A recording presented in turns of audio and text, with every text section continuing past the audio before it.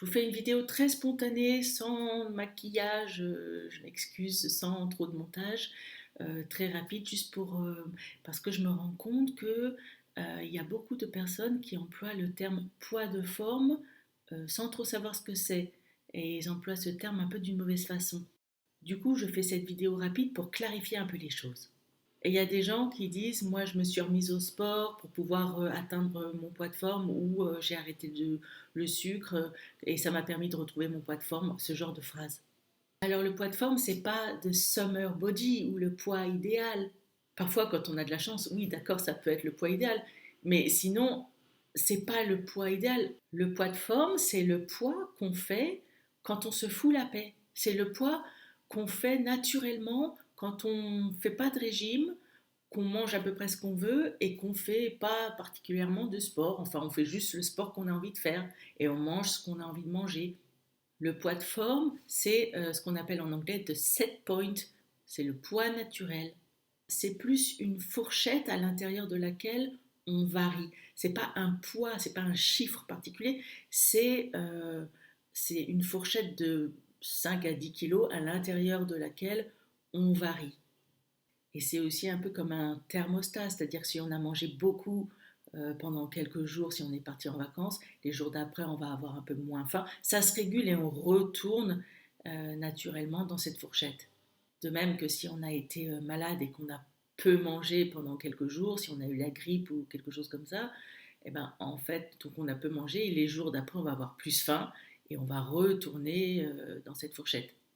Le poids de forme, ça s'appelle le poids de forme parce que c'est le poids que l'on fait quand notre corps est le plus en forme. C'est là où notre santé est optimale. Alors, c'est absolument pas, vous voyez, le poids des régimes. Le poids de forme, soi-disant, quand on a fait un régime pour atteindre son poids de forme, ben, c'est pas du tout ça. Parce que là, au contraire, on en a une très mauvaise santé. Quand on fait des régimes, on est hyper carencé. Je ne vais pas revenir dessus. Les régimes sont très mauvais pour la santé. Mais donc, c'est pas du tout le poids de forme, c'est pas le poids qu'on fait quand on a fait des heures et des heures de sport ou des régimes ou qu'on a mangé que 1200 calories pendant des mois. C'est pas du tout ça. Ça, c'est le poids où on est au contraire complètement crevé. Mais comme les gens s'imaginent qu'on est soi-disant en forme quand on a fait des régimes, des restrictions et qu'on a fait énormément de sport, alors ils pensent que c'est ça la forme. Du coup, ils emploient le terme poids de forme, alors que c'est pas du tout ça le poids de forme, c'est pas du tout ça. C'est le contraire. Le poids de forme, c'est quand on se laisse vivre. Ce que j'aime bien aussi pour se représenter le poids de forme, c'est l'image du ballon sous l'eau. Quand on fait des régimes, c'est comme si on maintenait un ballon de basket, par exemple, sous l'eau. En fait, c'est très difficile parce que dès qu'on le lâche, pouf, il remonte et il se remet toujours à la surface, en fait. Le poids de forme, c'est la surface.